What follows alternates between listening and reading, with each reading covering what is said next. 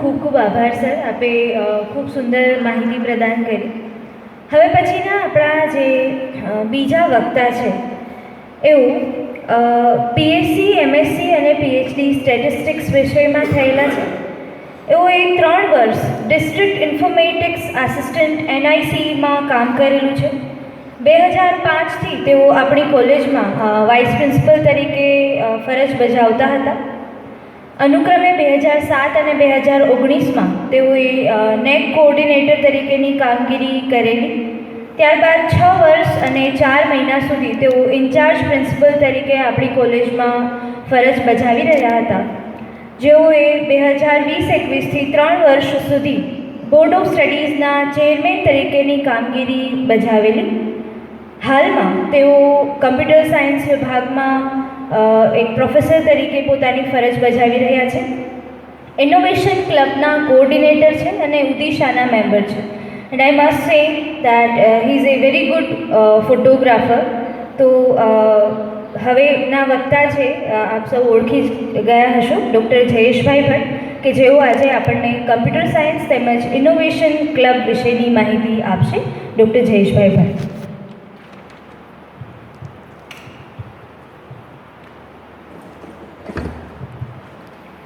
નમસ્તે.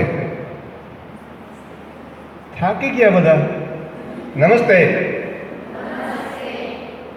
બહુ વધારે નહીં થકાવું, ચિંતા નહીં કરતા. ડોડિયા સાહેબે ટેસ્ટ મેચ રમી પછી મારે 10-10 રમવાનું આવ્યું છે. થેન્ક યુ ડોડિયા સાહેબ. હવે મુદ્દાની વાત ઉપર આવું અને હું મુદ્દાથી આગો પાછો નહીં થાવ એની ખાતરી આપું છું. 10 મિનિટમાં મારું પ્રેઝન્ટેશન પૂરું કરવાની ટ્રાય કરીશ.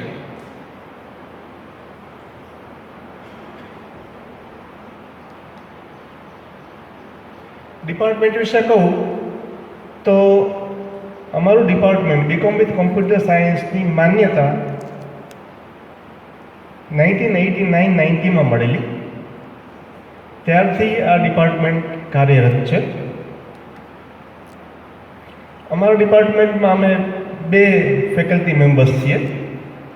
એક હું અને બીજા મારી સાથે અરવિંદભાઈ રાવલિયા. મારો પરિચય તો અદિતિબેને આપી દીધો. ધ્યાન દોરવાનું કામ ક્યાંય ક્વોલિફિકેશનની અંદર હું એમએસસી થયેલો છું. મારું પીએચડી પણ સાયન્સમાં છે અને હું કોમ્પ્યુટર સાથે જ જોડાયેલો છું. આ કોલેજમાં હું 92થી કાર્યરત છું, એટલે આ કોલેજનો મારો અનુભવ 33 વર્ષનો છે. ત્યાર પહેલાં જેમ અદિતિબેને કીધું એમ 3 વર્ષ હું કેન્દ્ર સરકારમાં હતો, નેશનલ ઇન્ફોર્મેટિક્સ સેન્ટર. ત્યાંથી હું પછી અહીંયા આવું છું. મારી સાથે અરવિંદભાઈ છે.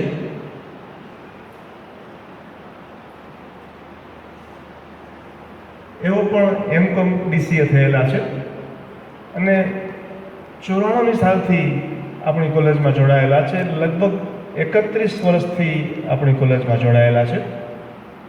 અને મારે એક એવું ગમશે, શાંત, સૌમ્ય અને નિષ્ઠાવાન. બધું બોલીને બતાવી શકાતું નથી. એનું જીવતું જાગતું ઉદાહરણ. હવે course structure. BCom with computer સાયન્સમાં જે દીકરીઓ અભ્યાસ કરે છે એ લોકો શું ભણે છે એના ઉપર હું ખાસ ફોકસ કરીશ. અને એટલા માટે ફોકસ કરીશ કે આના પહેલાં જ્યારે એનઈપી સેન્સિટાઇઝેશનની વાત હતી ત્યારે મને ટોપિક આપવામાં આવેલો ડિજિટલ એમ્પાવરમેન્ટ.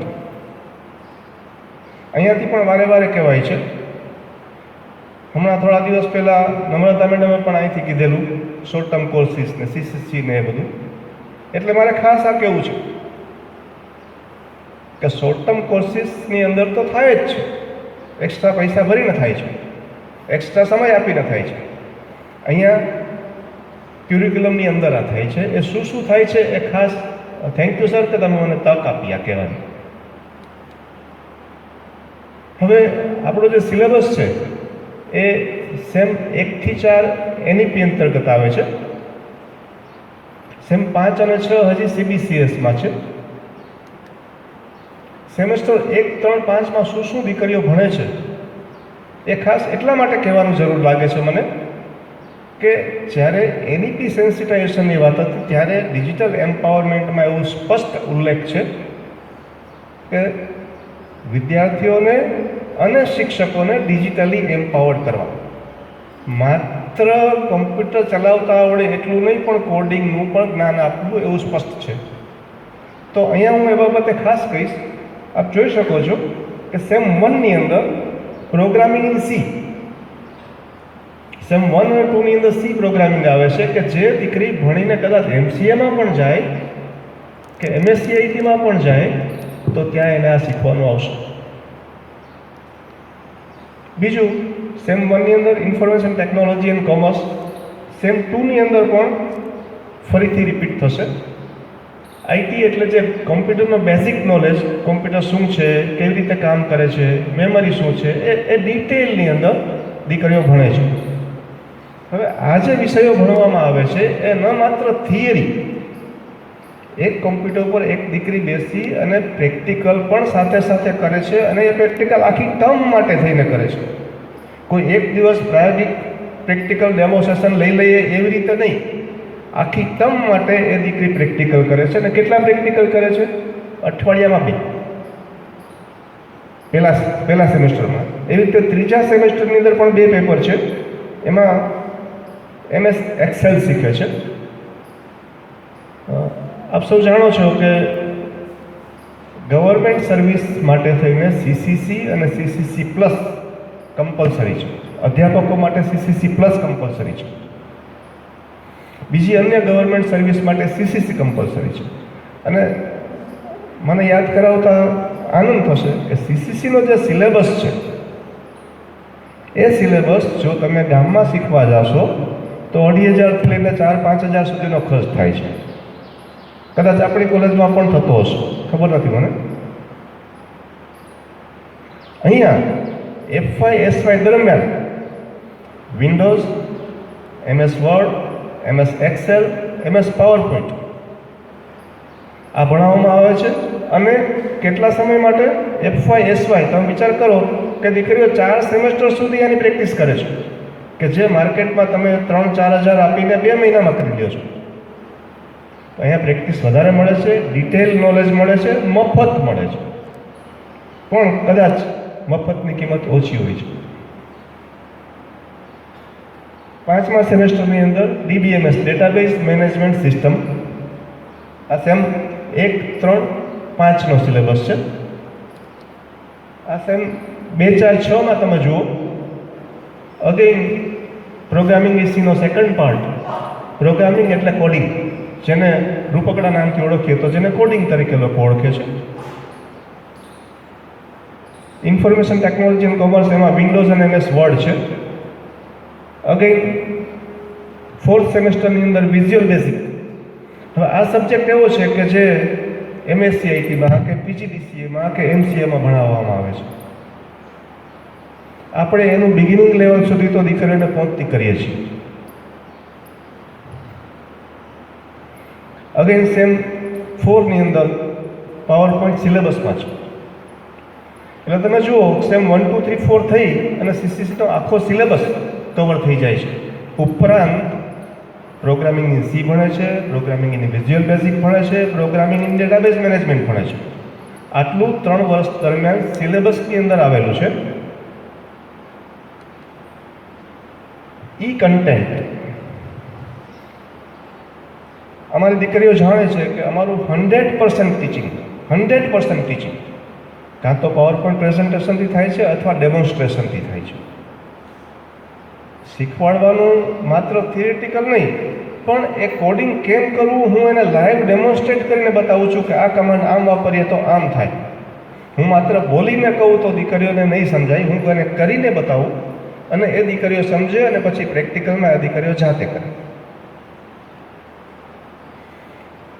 હવે આ કન્ટેન્ટ એમાં પછી પ્રેઝન્ટેશન્સ હોય, નોટ્સ હોય, એ બધું પણ અમે હું તૈયાર કરીને આપું છું. અને ખાસ અગત્યની વાત તો એ કે તૈયાર કરીને ખાલી આપતો નથી, એ કેમ તૈયાર કરવું એ શીખવાડું છું. ટૂંકમાં હું એક પ્રયત્ન એવો કરું છું કે શીખવું કેમ એ શીખવાડવાનો હું પ્રયત્ન કરું છું. સ્પૂન ફીડિંગનો પ્રયત્ન મારા તરફથી ક્યારેય થતો નથી.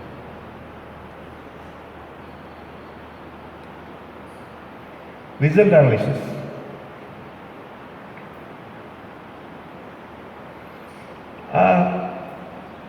આના ઉપર હું થોડોક વધારે ભાર મૂકીશ.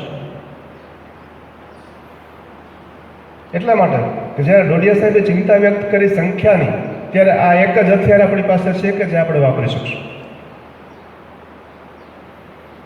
આપણે એવું ભણાવીએ, આપણા એવા પરિણામ આવે કે દીકરીને મજબૂર થઈને આપણી કોલેજ સુધી પહોંચવું પડે કે જો ભણવું હોય તો ગુરુકુલ મહિલા કોલેજમાં જવાય. એના સિવાય કોઈ આરો નથી. આ જ ક્વોલિટી, એ જ આપણો આશરો છે. Speak less, work more, let your result speaks for you. જરૂર નથી કે બધું બોલવું. આપણું પરિણામ, આપણી ક્વોલિટી, આપણા વિદ્યાર્થીઓ, આપણા વતી આપણા માટે બોલશે.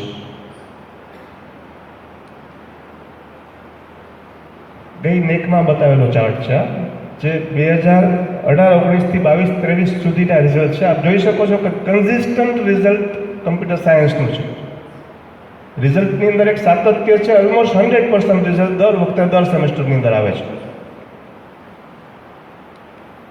ત્યાર પછી 23-24નું રિઝલ્ટ પણ ઓલમોસ્ટ 100% રિઝલ્ટ પ્રત્યેક સેમેસ્ટરની અંદર આવે છે. ગ્રેડ વાઇઝ માત્ર 100% રિઝલ્ટ એટલું જ નહીં તો 50% પાસ થાય તો પાસ કહેવાય, એમ નહીં. અમે ક્વોલિટી સાથે કોમ્પ્રોમાઇઝ કરવામાં નથી માનતા. જોઈ શકો છો કે મોટાભાગના વિદ્યાર્થીઓ 96 અથવા 86થી વધારે છે. મોટાભાગના વિદ્યાર્થીઓને 86% કરતાં વધારે છે. આ એનઈપીનું છે, સેમ 1, સેમ 2. આની અંદર પણ જુઓ તમે તો મોટાભાગના વિદ્યાર્થીઓ 90 અપ કે 80 અપ છે.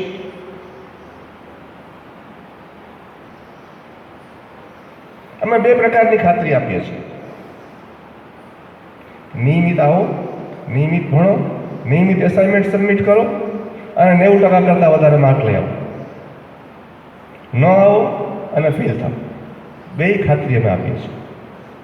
ન આવો ને પાસ થાવ એવું ક્યારેય મારા ડિપાર્ટમેન્ટમાં શક્ય નથી.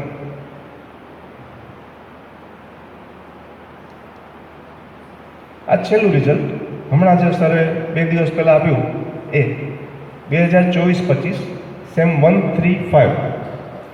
આની અંદર પણ જોઈ શકો છો કે બધા જ સેમેસ્ટરની અંદર રિઝલ્ટ 100% છે. માત્ર 100% નહીં, પણ ગ્રેડ જુઓ તમે તો સેમ 1 અને સેમ 3ની અંદર મોટાભાગની બહેનો છે એ 86% કરતાં વધારે લઈ આવેલી છે. સેમ 5ની અંદર પણ મોટાભાગની બહેનો O અને A ગ્રેડમાં છે. તો આ એક જ હથિયાર આપણી પાસે છે કે જે આપણને સસ્ટેઇન કરી શકશે. અમારી પાસે કોમ્પ્યુટર લેબોરેટરી છે. અમારા અત્યારે જે સ્ટ્રેન્થ છે એને થઈ રહી એટલા પૂરતા કોમ્પ્યુટરો અત્યારે અમારી પાસે છે. એક દીકરી એક કોમ્પ્યુટરો બેસી અને વીકમાં યુનિવર્સિટીએ નક્કી કરેલા કલાકો મુજબ પ્રેક્ટિકલ નિયમિત રીતે કરે છે. મારો બીજો વિષય છે ઇનોવેશન ક્લબ. ઇનોવેશન ક્લબ અંતર્ગત આ વર્ષમાં 2 દિવસનો એક વર્કશોપ થયેલો અને કેસીજી ગાંધીનગરમાંથી એક ટ્રેનર આવેલા અને એ ટ્રેનરે do it yourself, DIY, do it yourself અલગ અલગ કિટ્સ છે એ કિટની દીકરીઓને ટ્રેનિંગ આપેલી અને જાતે કરવાની તક આપેલી. આ એની ટીમ છે આખી, જે બહેનોએ ટ્રેનિંગ લીધેલી એની.